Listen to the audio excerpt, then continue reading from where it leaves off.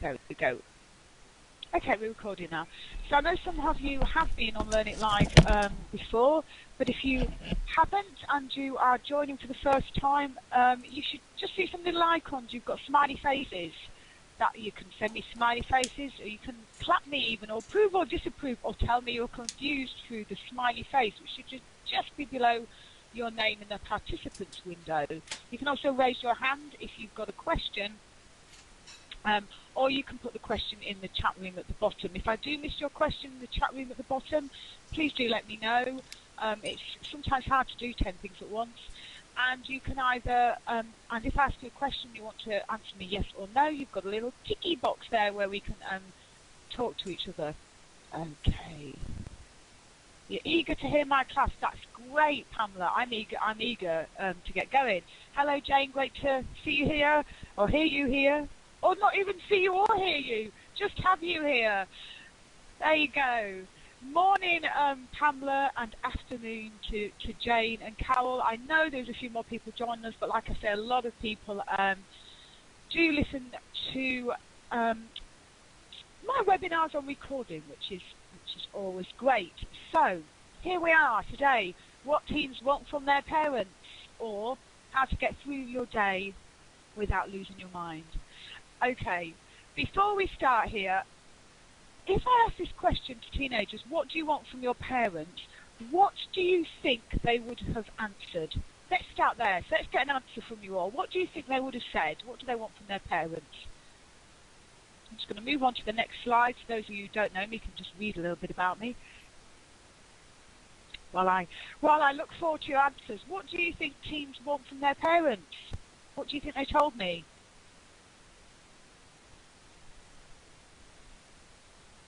To back off. Yeah, kind of. Freedom, interesting one. Be understood always. Yes. I'm glad none of you said money. Normally I get more money when I ask this. Okay, so for those of you that don't money. Yeah, I knew somebody would say it. Okay, so for those of you that don't know me, my name is Sarah Newton. I've been helping youth and families now for over 17 years of my life. Initially as a police officer in the Metropolitan Police in London, and for the last, I'd say 10 years on there, I think it's probably more likely 11 or 12 now, I've been running my own youth consultancy business. I've worked with lots and lots of different teenagers, from the most apathetic youth you can possibly imagine to some of the most privileged youth you can imagine, and all in between. I've been very lucky. I've appeared on TV series all around the world. My first book was published in 2007, which is Help My Teenage Is an Alien. My second book was published this year, which is a real small guide called The Teen Years Don't Get Mad, Get Through It. I had to think what it was called then. So a lot of experience in dealing with these pesky children. No, I'm joking. So there's just you've got a bit of a background about me there. Now I want to start with this quote, because I love this quote. And for those of you who have done webinars with me before, you will have heard this quote. You'll probably be so sick of hearing it. The most scary thing about young people today is how adults feel about them. I constantly say this quote because I know it's true. If you look at lots of the information that's coming out of the research, that's coming out, our young people are actually pretty good as a generation. So the most scary thing about them is not what we read in the press. It really is what adults feel about them. So we've got about 50-ish minutes here, hopefully. I'm going to get through everything, and then obviously I'll answer any questions that you've got afterwards. But let's have a look at what I'm intending to do with you here. Okay, we're going to look at the 8 secrets of parenting from a teen's perspective, and I will tell you how I got to them. I'm also going to talk about how to talk so your teen will listen, how to set boundaries so that everyone gets what they want, a framework to use when negotiating with your teenagers, and an understanding of what your teenager needs so you can create a harmonious home. Some of this has been repeated in other webinars. If you've listened to some of my other webinars, you know, it's not rocket science, but I always think it's good to hear this stuff again and again and again. We love that. We love that. So let's move on. The 8 secrets of parenting from a teen's perspective. Now, every year I tend to go out to a school and get in front of lots of young people and ask them this question, you know, what is it you want from your parents?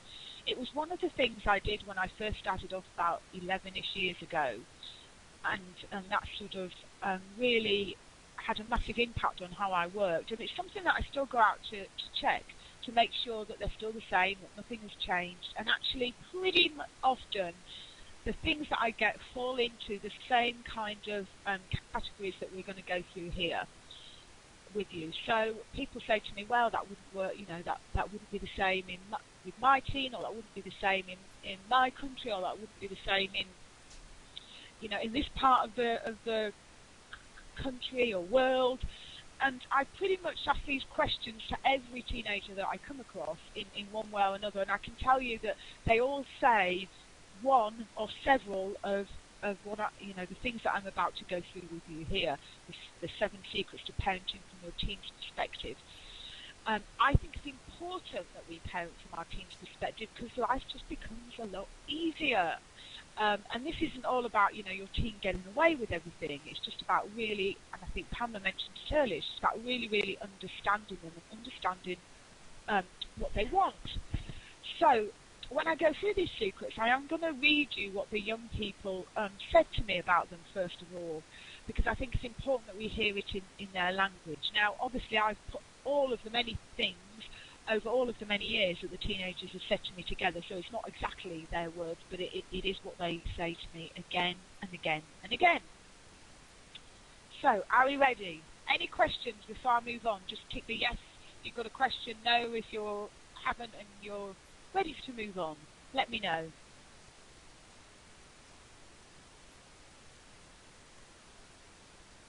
Okay, I think I've got one no question. I'm assuming the rest of you are okay as well. Okay, right. Ah, here's Claire. Welcome, Claire. Nice to have you here. You've just missed the introduction, Claire, but we are now moving on to secret number 1 in the 8 secrets of parenting from a teen perspective. So you haven't missed a lot, Claire, and obviously it's being recorded. So secret number 1. We are over you managing us. Some of you will have heard me say this again and again and again, but let me tell you what the young people told me about this. It's a bit of a speech, this one. Are you ready? When we are small, we need you there with us, teaching us everything. Teaching us right from wrong, how to behave, how to relate to people, how to take care of ourselves, teaching us to eat, drink, walk, everything. Then we go to school and we get older. We still need you, but this time we want you to take us to all the many clubs we join, make our lunches, make sure we've done our homework, and have the correct school books. We need you cheering on at the sidelines of our football matches, and to look after us when we don't feel well. When we enter the teenage years, we still need you, we just need you in a different way. We still need the taxi service, and we still need you to come to our football matches, just please don't scream as loud. We still need you to look after us when we're feeling down, even though we might say we don't. However, we no longer want you to remind us of every little thing. We want to learn for ourselves. We don't want you asking us questions all the time. We want to get on with it. We want to find our own systems of dealing with our homework rather than you nagging us. We don't want you to manage us anymore. We need to learn to do it ourselves. So when we are making a mess of things, don't step in. Ask us how we can make sure it doesn't happen again. That's what they told me. They're so over. This is what you meant by freedom. Yeah, absolutely.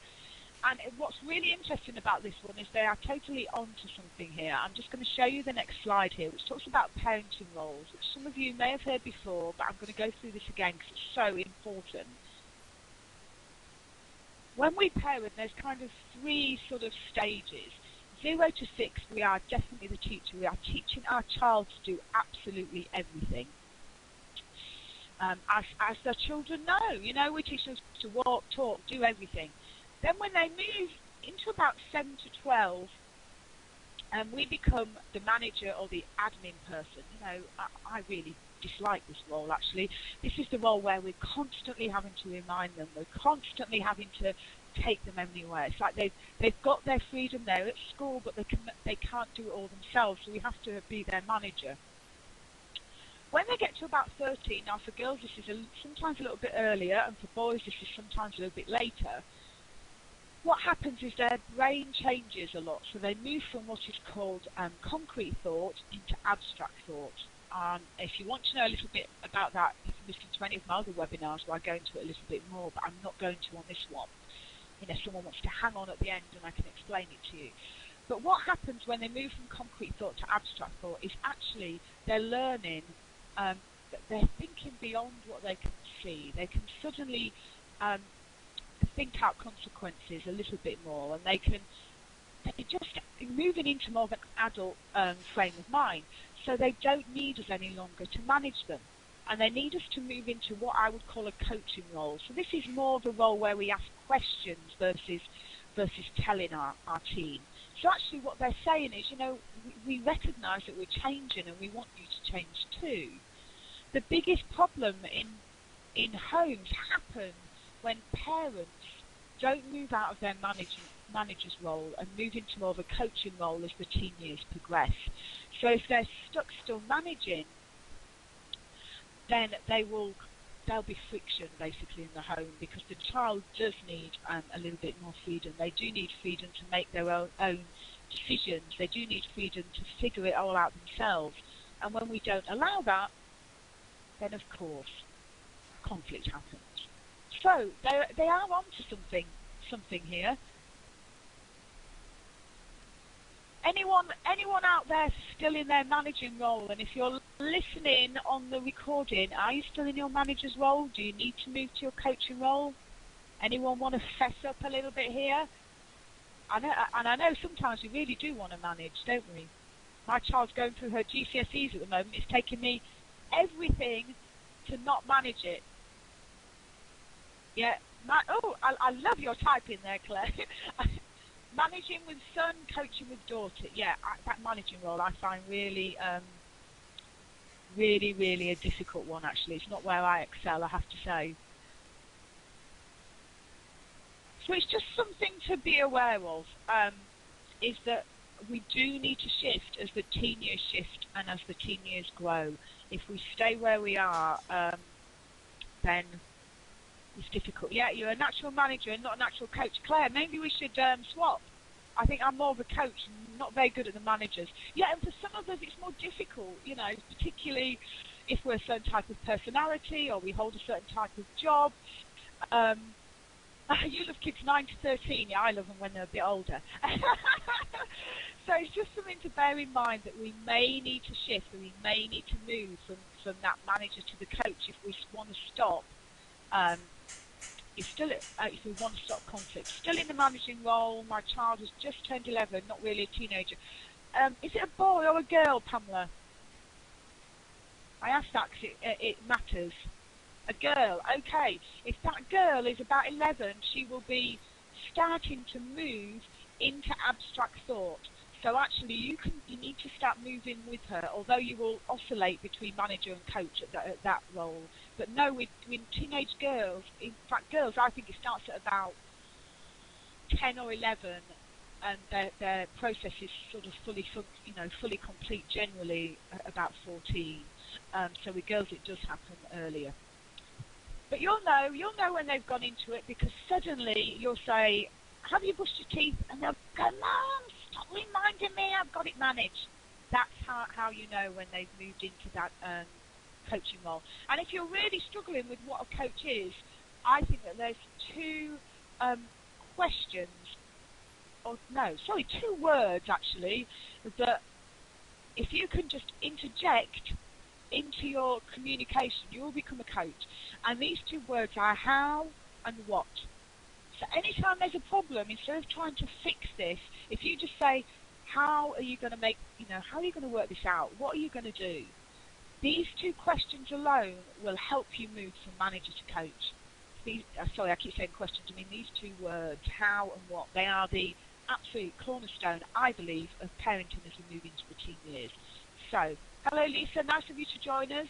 We have recorded the first bit, but you've only just missed the first secret, so you haven't missed a massive amount. Okay, so let's move on to secret number 2. This one shocks most people, actually. We want to be responsible. This is what they tell me. They do actually want to be responsible. Although, this is what they say. We never admit it, but we do want to be responsible. We want to learn how to do it because we know soon we're going to have to. However, be gentle with us and easy does it. We're really not that keen. We don't want you to fling responsibility at us, suddenly telling us that we're now responsible for the washing up, as it may not be the best way. Just back off a bit and let us figure it out for ourselves. If we spend all our money on a Saturday, then we're broke for the rest of the week. Let us prove to you that we can be responsible.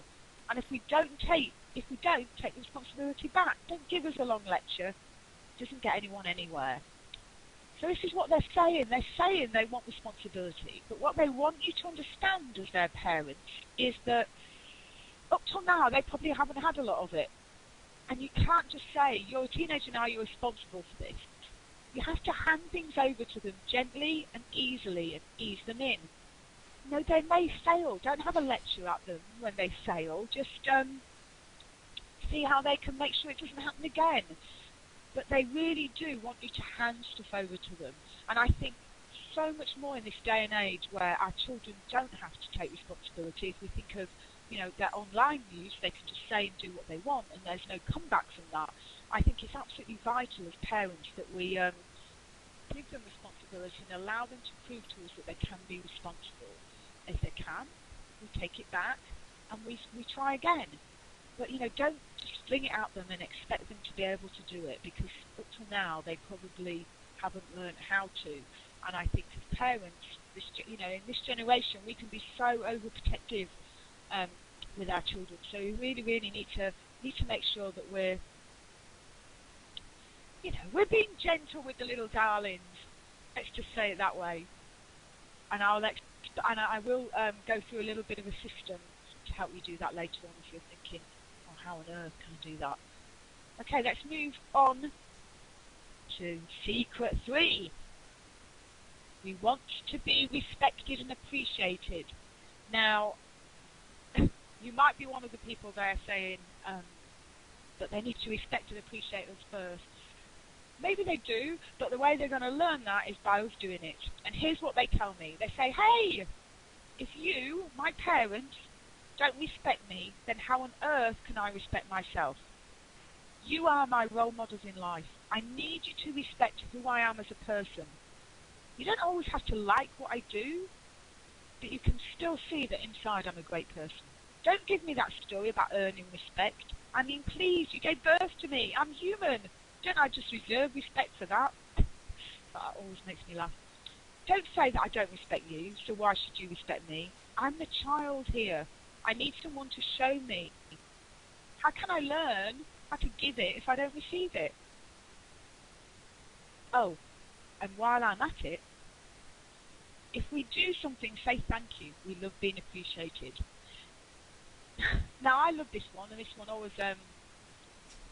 you remember saying this to your dad when I was a teen? Yeah. I think that we feel that young people should just respect us, but how can they respect us when we can't show them what it is to be respected? And I think that that's really, really vital that they learn it. Also appreciating. I always remember when I was going to do one of the TV shows, and they sent me footage of a family to watch, to look for the problem. And I watched footage of this family, and it must have been like, I don't know, 4 hours I watched. In this 4 hours, this child must have made the parent probably about 15 cups of tea. We are in the UK, Pamela. So it was tea. And we do drink that much tea. And not once did the parent say thank you for making those cups of tea. And it seemed so obvious to me that what was missing in this home was this, an entire lack of respect and appreciation. And I have seen homes turned around, literally, just by instilling more respect and appreciation into them. So if you're listening on the recording or you're here, just start thinking about, how are we being respectful in our homes? Not just how our team's respecting us, but how are we being respectful to them? And how are we showing our appreciation for them too? This one can be a little bit difficult, and I know that because we're not, we're brought up to respect our elders and all of that. Not that I believe that. I never did, if you'd have known me when I was a teen. But but it is something that can have a dramatic effect on homes for sure. So that was their secret number 3. Secret number 4. This shocks people. We want to please you. This generation really do care about what their parents think. It's some research that I found, it was a Gallup survey actually, worldwide survey, showed that 66% of young people say that their parents are in touch with their lives. 80% say they have important talks with their parents. And 94% said that they always expected their parents to be there. So they are a generation that really, really care about what we think about them. Our generation, or the generation that I'm from, really didn't. We didn't care what our parents thought about us, but they do, and this is what they tell me. They say, honestly, it's true, what you think matters to us. We want you to see the best in us, and we want you to think we're wonderful. What we normally get, however, is you saying how bad we are, what we're not good at, how we should try harder, blah, blah, blah. It makes us feel bad, and we don't like it. Most of the time, believe me, we're telling ourselves much worse. So please see the positives in us, and please tell us. And I feel like that is such a cry from our youth. Please see what's great about us. Please tell us you are important to us, and we really want to know that we make you happy. And they do. Whether we believe it or not, whether how they're behaving shows us that they really, want us to be happy with them or not is another matter.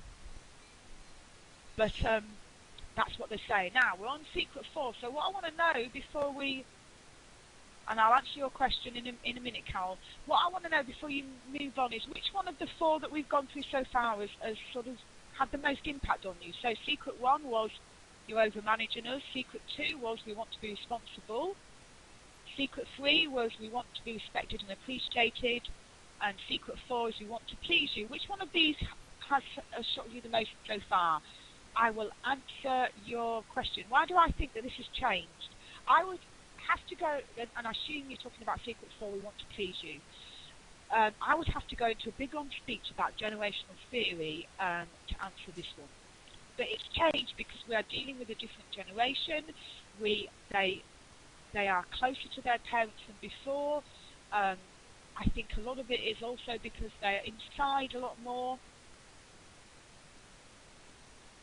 They're just around their parents more. Their parents are in their lives more. It's a lot to do with where they are in the generational cycle, but it's also to do with, I think, a lot to do with what the internet has brought to us. The fact that they are at home more. They're in their little worlds. But they're more traditional as a generation. They do want to be more closer to their parents. Their parents are generally cooler and younger and more with it than our parents were. So that's the short answer. But the longer answer is, I'd have to explain generational theory. Let's have a look. Not really surprised by any. Yeah. We want to please you, but actually thinking of it, their quality world. Yeah. They want you in their lives. You are important to them, whatever they say. Absolutely. Pamela, Lisa, any thoughts on you two there? I see Lisa's left. Pamela, any thoughts there? Maybe she's just can't type and is doing something else. Oh, 4. I see. I've got you. Yeah, sorry about that. Okay, so let's move on to secret 5. This shocks some people too. We really want boundaries. But hang on, this comes with a little bit of a but. But we want them on our terms. Okay, let me just take a drink before we go through this. Here's what they tell me. When we get to teenagers, we think that the rules that we have been living by for so long should change a little, and rightly so. We are getting older, and after all, we're learning to become an adult now.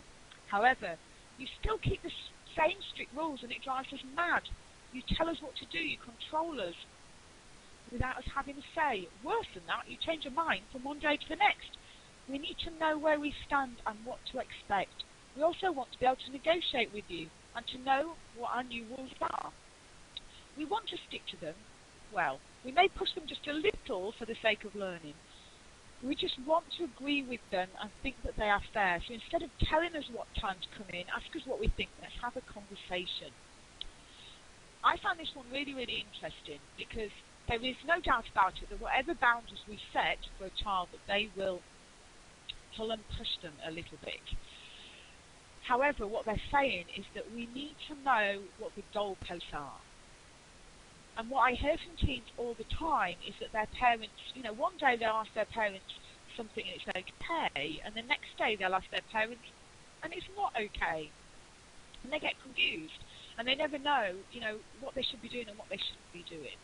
And I always say to parents, what I think is the most important, and I will talk to you about boundaries a little bit later too, is that you set 4 or 5 non-negotiable rules or boundaries or whatever you want to say in your home, and they will be about things that are really, really vital and really, really important to you. So you'd set them, and then sorry, my daughter just walked through the door, so I'm just making sure she doesn't trip over the computer cable because I'm not where I normally am. She's now doing a little dance through the door. Okay, hang on, I'm having to set a boundary here. Right, you need to go upstairs, darling. This is hilarious. Right, there you can see. See? I need to set a boundary around there, and I bet you're all giggling away there. Right. Oh, my goodness. If you could see my face, you'd see that I've now gone bright red. So, what was I saying? Yes, you need to pick 4 and 5. I know it is a bit of a lull. You need to pick 4 or 5 things that are really, really important to you, like no one swears, or no one is violent in his home, or something like that.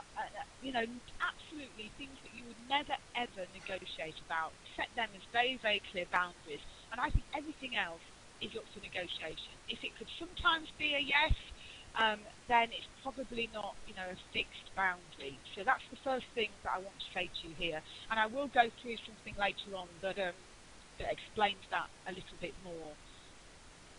So I need to make a little bit of a boundary about coming in the office when the door is closed. There you go. I love how we learn something every day. Okay, number 6, we need to make mistakes. This is a biggie, actually. And I think that this is where most parents can and do fail. This is what they tell me. I know it's hard for you to see your precious son or daughter making mistakes, but you have to let us go with it. It's the only way we will learn. When we do make mistakes, don't do the old "I told you so" routine. Just ask us what we could do different next time. Encourage us to try new things that may be scary, and things that may not work out the way we want. Don't rescue us if we're in trouble. Encourage us to think for ourselves, asking us what we can do about it and how we can get out of the situation. So, they recognise that they need to make more mistakes, that they need to give things a go, that they need to be able to learn and be able to sort of get on in life. And to do that, they're going to do a few things wrong. And we need to step back and we need to allow them to do that. We don't need to step in and rescue them. Yeah, absolutely. Sometimes we need to rescue them. I mean, if our teenage daughter rings us up and says, "Mum, I've just been to this party and I've been kicked out of the house because the police arrived and I'm on this street and I don't really know where I am. Can you come and get me?" That might be a time we need to rescue them. If our child comes home because someone said something mean to them at school, and maybe it's the first time it's happened, instead of us sort of wading in and saying that they're being bullied and ringing the school up, perhaps we should ask them how they want to deal with it and how they want to, what it is that they want to do, rather than just stepping in, because, people don't rescue us as adults. And, at the end of the day, we're training them to be adults. So that's what we should We should definitely do. So they do. They want to make mistakes. Okay, two more. Final. There. We want to talk to you. Most parents are like, yeah, right, sure, you want to talk to us. But they do. Here's what they say. We really do want to talk to you and do things with you. It's just that every time we stop to talk to you, you generally tell us off and ask us some very important questions, like how is the studying going, or have you thought about what you're going to do when school finishes? Sometimes we just want to have a conversation that is fun and is really about nothing. Don't make every conversation heavy, it just annoys us. And this is something that I think parents do really, really easily. It's very difficult to get quality time with your teenager talking to them. So when their teenager seems receptive and open and is in a good mood, the parent will start going, okay, great, my child's in a good mood and they want to talk, so I'm just going to ask them all the questions that I've been saving up for the last week that's really, really important that I need to ask them.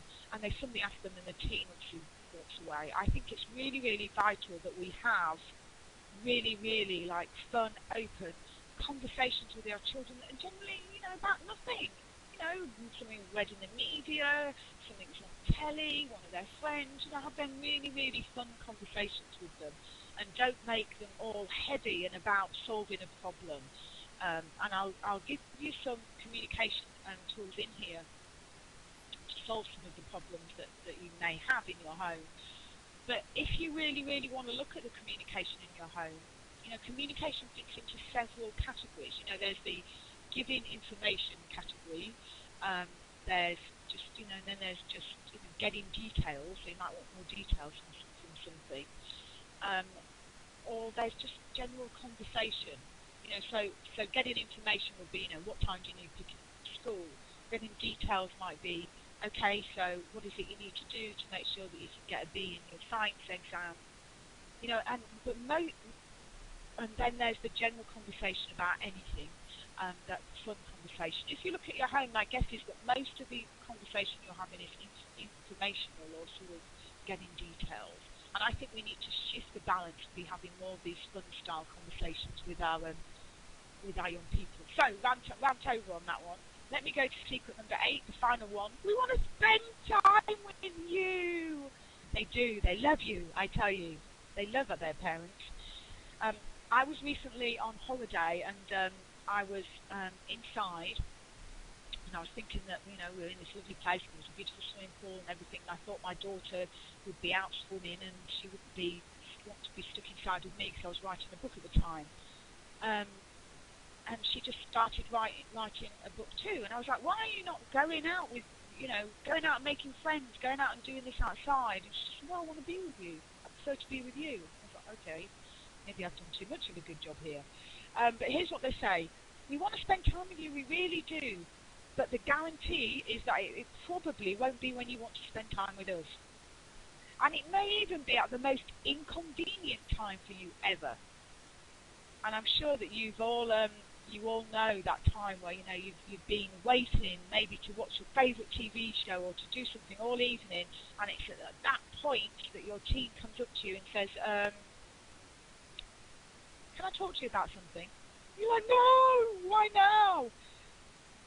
Here's what they say though. However, because the chances you get to be with us are so far and few between, you should grab them while you can. You may not get another chance.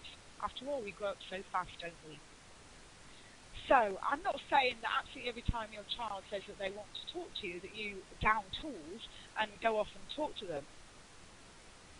But what I am saying is, they grow up fast. This time is precious. So if you can, try and be with them at the times that they want to. And if you can't, just say, it's really inconvenient at the moment. How about we do this in half an hour? So I've shared the 8 with you. I've got some more stuff that I'm going to do with you to help you really integrate this into your homes. But what's the one thing that you've learned so far from all of this, the one thing that's stuck in your mind before we move forward, so I can make sure that you're all awake? I need to see you type in here. One thing that's stuck in your mind.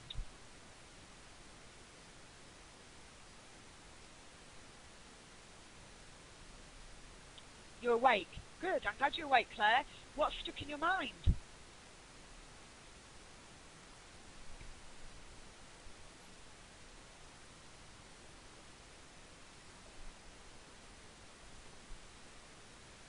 can see you all furiously typing here. After making time for them, no matter how bad the timing is. Yeah. And, you know, sometimes I know it's not possible. And then it's okay, you know, but just if it is possible, then I think that time should come first because it's so precious. Claire, it's a reminder of things I love, the way you set it up with secrets. Yeah, it's secrets. Stuff they probably tell me, but they probably won't tell you. That's why it's a secret. I'm sure I've missed anyone here.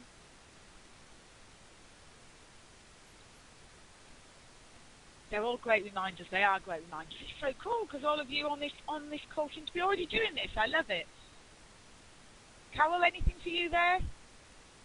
I'll just move on while you're typing. I think I've answered everyone's questions there. Okay, so how can you make your home more harmonious by kind of integrating some of these things? So I'm going to give you some of my most favourite tools here.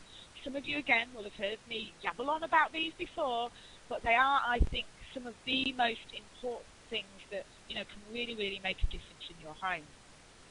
So I realised I should have done these as ABC, but I didn't.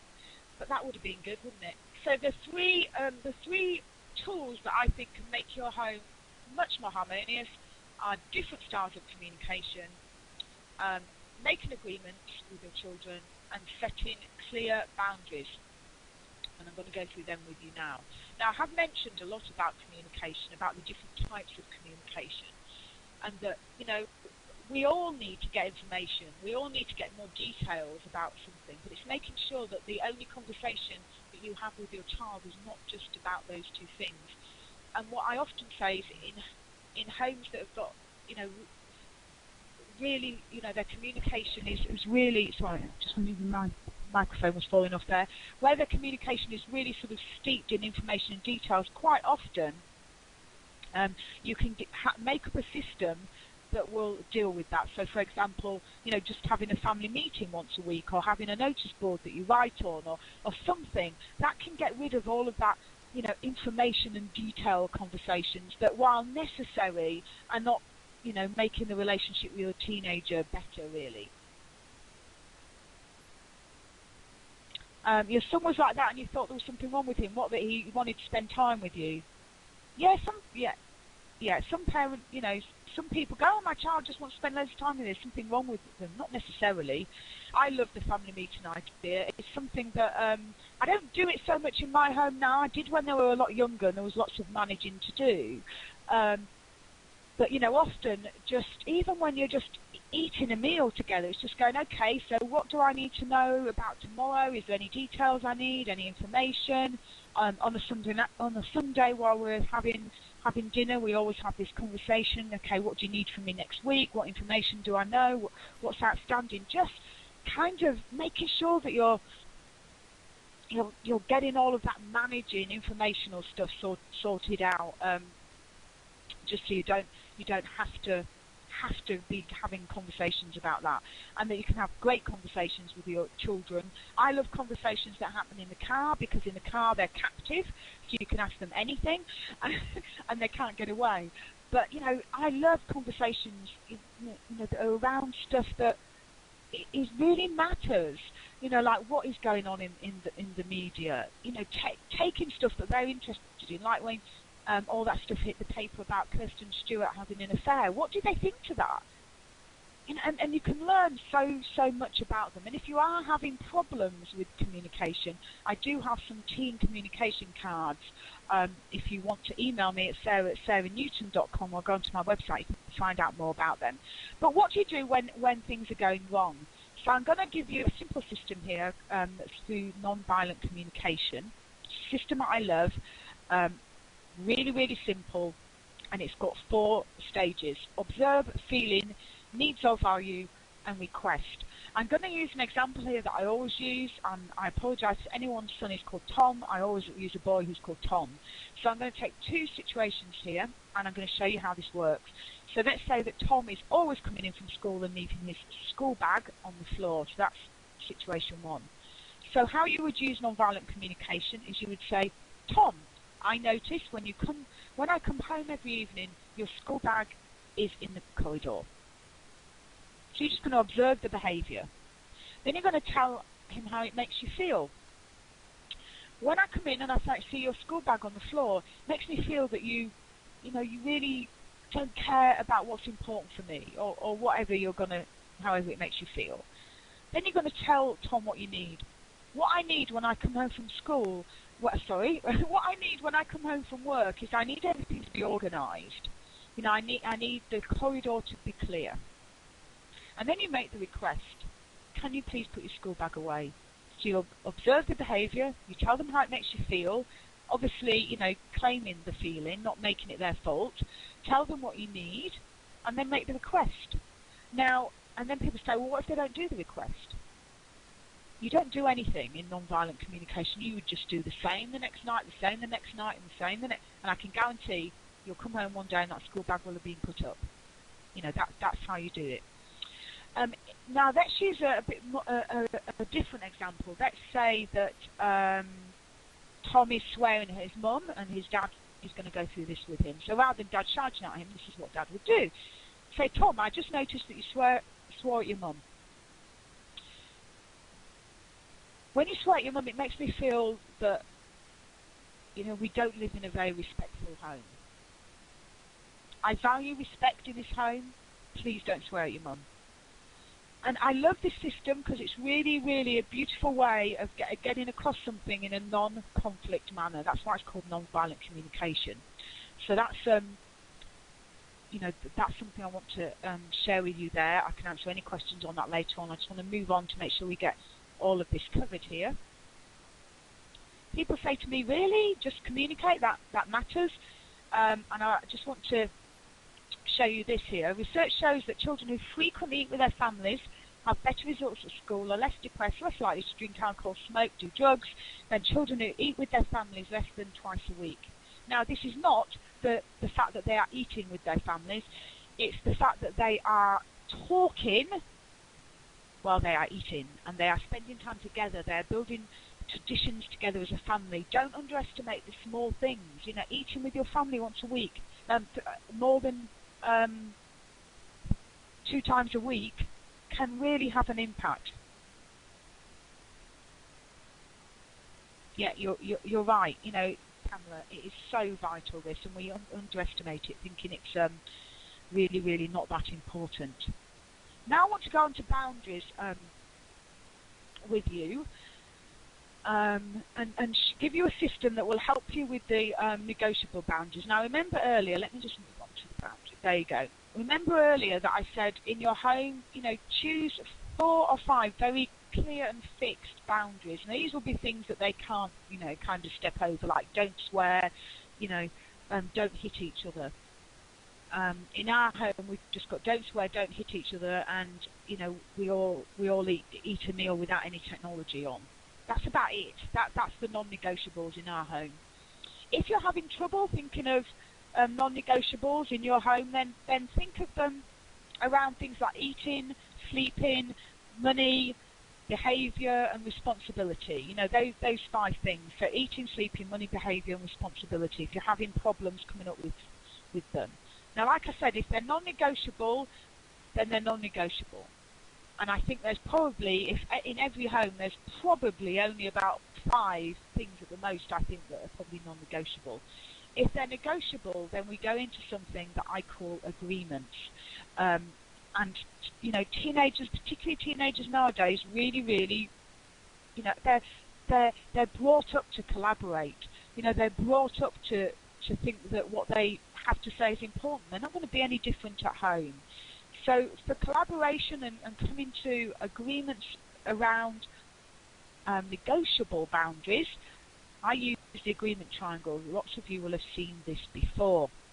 Now I'm going to use an example with you here. To do with my daughter, actually. I always use this example, but I use it because it's a really powerful one and sort of brings home, I think, something that parents argue about a lot, and it's bedtime. Now, when she came to me, I think she was about 11 at the time. She came to me and said, Mum, yeah, I'm at secondary school now. I feel like a big girl. That's not exactly what she said, but you get what I mean. I think I should choose my own bedtime. Now, most parents, being faced with the same thing, would have panicked profusely. But, you know, I can't. I'm a coach. It's what I do. I have to think differently about it. So I went away and thought, what is it I really, really want? Well, first of all, I couldn't think of anything when it came to bedtime, because we're so programmed to think we have to tell our children to go to bed at a certain time. So then I asked myself, what don't I want? What I knew I didn't want was I did not want to argue with my child about bedtime. It felt like an entirely waste of time. You know, I wanted to get along with my daughter. I want to have great conversations with her. I don't want to argue with her about bedtime. It was something in my home I remember my parents arguing with me about, and I hated them for it. I don't want that. Okay, so I didn't want to argue with her about bedtime. What did I want when it came to bedtime? Well, what I wanted, actually, when I really thought about it, when I stopped thinking about what the parenting books told me and what everyone else was doing with their kids, what I wanted was that my child got up, ready for school each morning, and she was bright, breezy, and ready to learn. I wanted her out of the family room by 9 o'clock at night, so me and my husband could spend some time together. And actually, if she could do both of them things, I'd be happy. It took me a long time to get there, but that's what I realised. So I said to her, okay, here's the agreement I'm going to make with you. You can decide what time you go to sleep, but here's the conditions. You must get up every morning and be ready for school and be ready to learn. If you don't get up or your grades drop, then this agreement is broken and I'll take back your bedtime. That was the first one. The second condition is that you need to be out of the main room by 9 p.m. at night. I don't care where you are, what you do, as long as you're outside of that main room by 9 p.m. at night. If you can stick to those two things, you can carry on choosing what time you go to bed. But as soon as one of them is broken, I will take your bedtime back for a week, and then we'll try again. If I have to do that 3 times, then it's obviously you're not quite ready to be responsible for your own bedtime yet, and we'll leave it for a few months and then we'll try again. So that's what I did. Now, so the consequence of her breaking this agreement would have been that I took her bedtime back. Now, she's now nearly 16. She hasn't broke this agreement once. She gets herself up every morning. Her grades are good. She's ready for school. The being out by 9 p.m., we renegotiated that because me and her do watch some programs like Criminal Minds, which starts at 9. But, you know, she is responsible for her own bedtime. And it's great. We don't have any arguments, and she's responsible for that and takes it quite seriously and is always up ready. So that's just an example of how you can negotiate around something in your home and get, you know, really pretty good result. And if she'd have broken it, I would have definitely have taken it back. So that's one way that you can come to agreements about something in your home. So what I suggest you think of is that you all think of something that you could start making an agreement about, and go off and practice this and see how this works. If you look on my website and put agreement in, I'm sure that I've got an audio on this somewhere. If you can't find it, then just let me know, and I will send you that. And I'll obviously stay on here so you can ask me any questions you've got. So let me leave you, I think, with this quote here. The biggest test for parents is not how they parent, but how they respond to disorder and unpredictability. This was a quote that I came up with. Yes, aren't I clever? And I think it's so true. The biggest test is not how we parent, but how we can respond to disorder and unpredictability. Maybe, you know, that is maybe the fact that I was a police officer, and being a police officer made me really good at dealing with disorder and unpredictability, which makes me able to tell you this stuff in a practical way, because I think that that's what parenting mainly is, dealing with disorder and unpredictability. Now, before I go on here, I just want to leave you just with this last slide. Obviously, this isn't a massive, thank you, Pamela, have a great day, a massive sales pitch or anything, but if you do want to buy my book, here it is. You can buy it in the UK on Amazon, or you can get a course. The links, oh, you can't click on these links, so that's not any good. But if you just search it on Amazon, the Teen Years Don't Get Mad, Get Through It, you will find it. Or if you go to my website and click courses, you will get the course. So before we go all off here, I know that Pamela's had to go off. What's the one action that you are going to take from listening to this webinar? Because, you know, I'm an action sort of girl. I like to know you're going to take action. So what one action are you all going to take? Let me write this down for you. What action?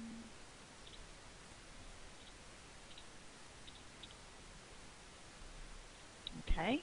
And if you are listening on the recording, then answer this yourself. If you want to send me an email, you can send me an email and tell me, sarah@sarah.newton.com. And if you've got any questions for me or you want me to go through something with you, then I will be staying on the line to do that for you. But thank you so much for spending time with me today. I hope you've enjoyed this, and I hope you've got something out of it. And I really, really look forward to seeing you all again. I do have a newsletter. If you want to go across to sarah.newton.com, I've got loads of free stuff on there, actually. You're going to introduce Tom Newton again. Good idea. You might I know the ages of your children, Jane, so you might have to do it a little bit more informally. But, you know, just over a meal, I think the older they get, you know, just, okay, what's coming up next week? What do I need to know about? So great. Excellent.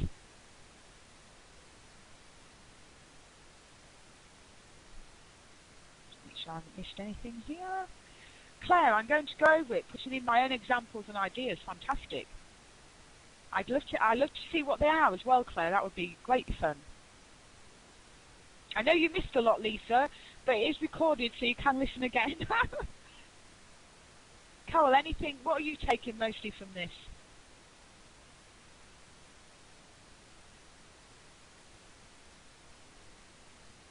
My pleasure. If you want to leave, you are free to go. If you want to stay online, I am here. Just let me know that you're going and make sure you log off. Thank you, Claire. I appreciate that. Can't wait to see what you do with it.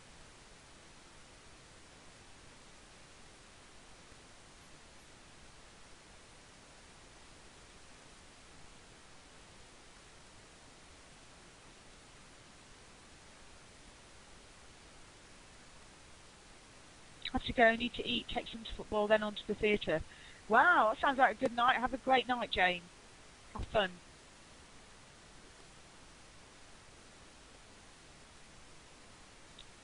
Okay. Oh, seem to be losing some messages here. Hold on, let me... Oh, hold on. Okay. Go to... Okay. See, Claire? Oh, I can see there's messages here, and I can't seem to get to them. Hang on.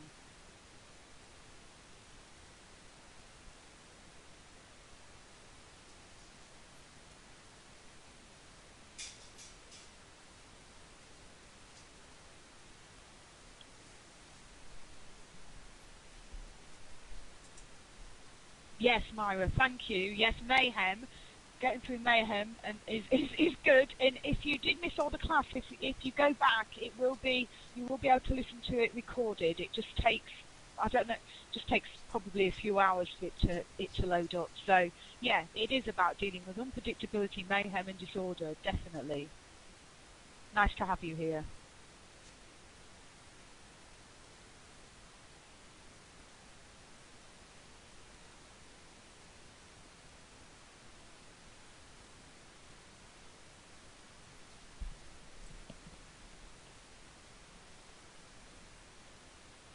No worries, thank you. Carol, are you still out there? Any questions or anything? Or I've not missed anything?